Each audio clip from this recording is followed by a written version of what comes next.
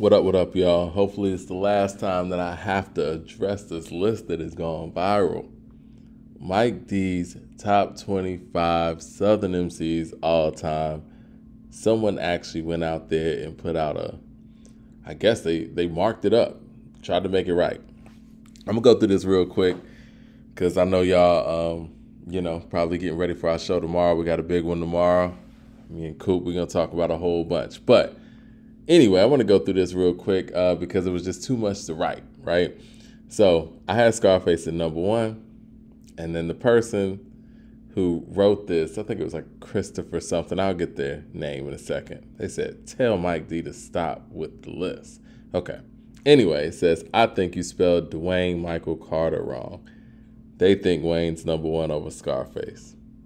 I don't think I even need to speak to that, right?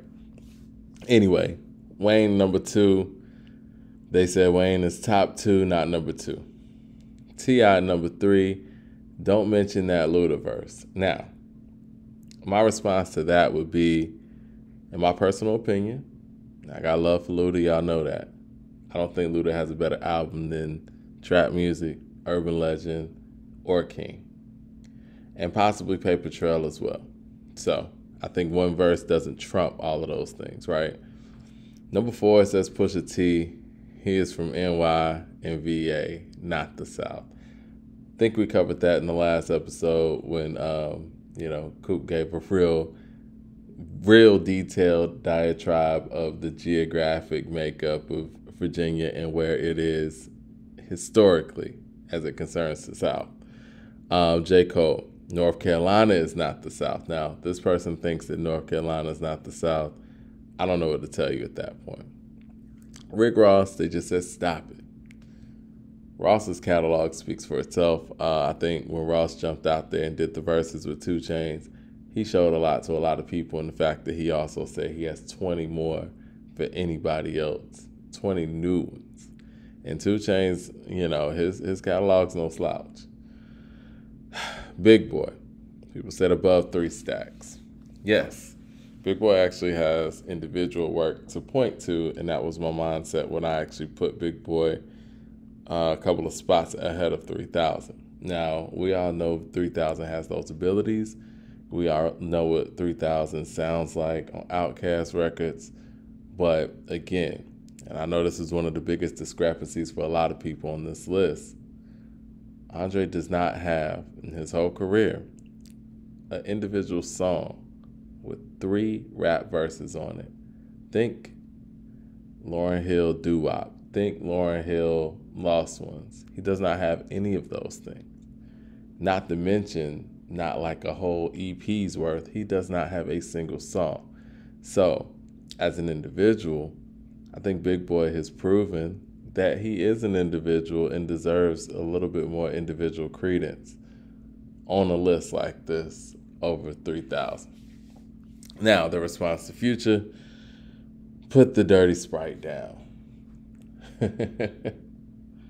Future's impact is what it is, and he was probably the most difficult person to even put on this list. I felt like if he was going to be on this list, he was going to be high. It was either that or leave him off the list altogether. His impact is just too much to even ignore. Now, is he the best bar rapper of the people in the South? No. But when it comes to what he individually brings to the table as an artist and as a hip-hop artist, we want to consider him an MC, rapper, or whatever, he ranks really high, and he should. Impact means a lot. 3009, and they said not top 1, 2, 3. Yeah, you can't be at the top of an individual list with no individual material. It just is what it is. They said for Project Pat being at 10, even Memphis is laughing. I doubt Memphis laughs. I think that, in the previous episode, I pretty much outlined the Coop why Pat should have this spot, his influence, and how much stuff has actually been taken from Pat. Bar-wise, hook-wise, total song-wise, from generations and generations on, trumps most people on this list when it comes to that type of influence. Not to mention, he has an underground classic mixtape, right? Not to mention he has Murderers and Robbers out there. He has Getty Green. He has Mr. Don't Play, which is heavy.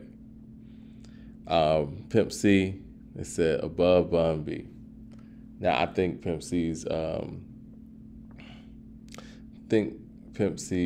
impact kind of trumps that. Now, do I think Bun B is a better bar for bar MC? Sure, but I think that the culture of UGK sonically and the legacy of UGK, it goes down with Pimp C. Like, Pimp C is the face of that group, and in many ways the face of the South.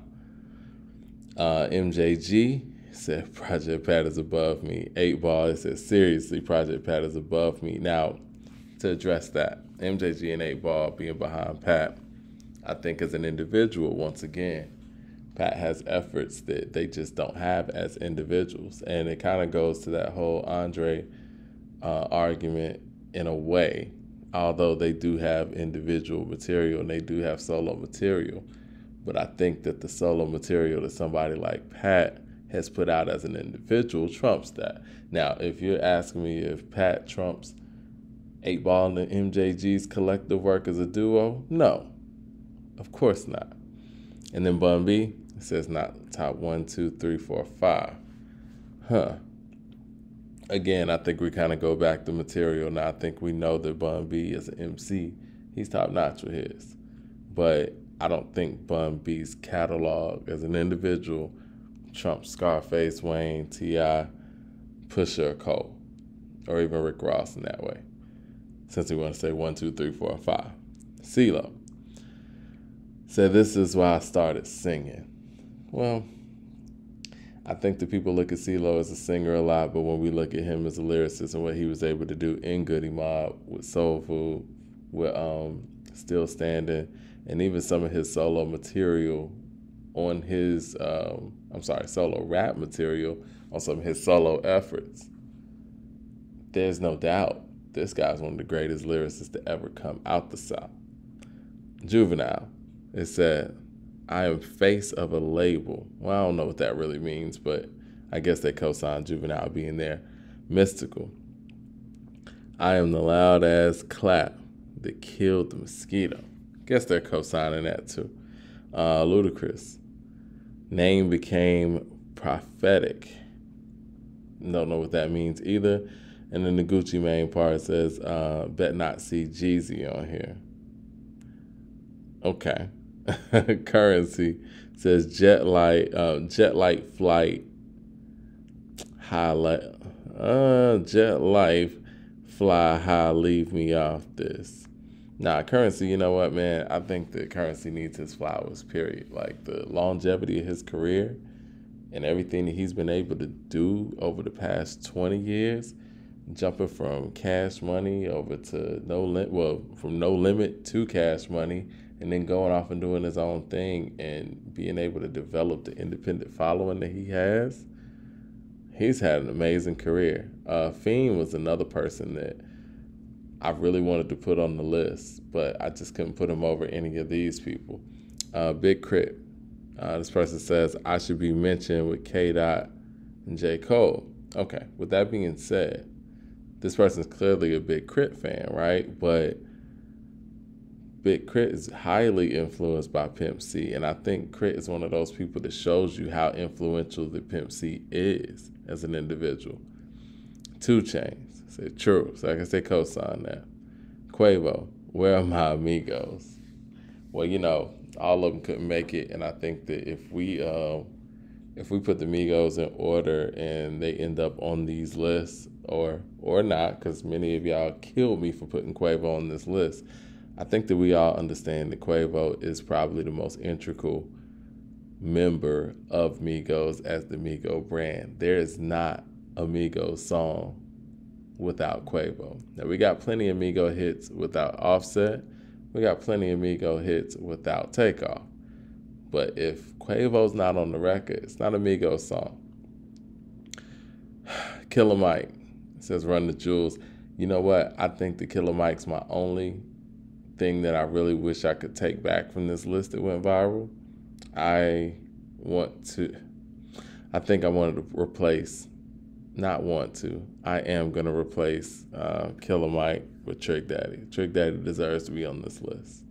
And with Trick Daddy on the list, I would put him above Quavo. So I put Trick Daddy at 23 and Quavo at 24. Pastor Troy, they said no more play.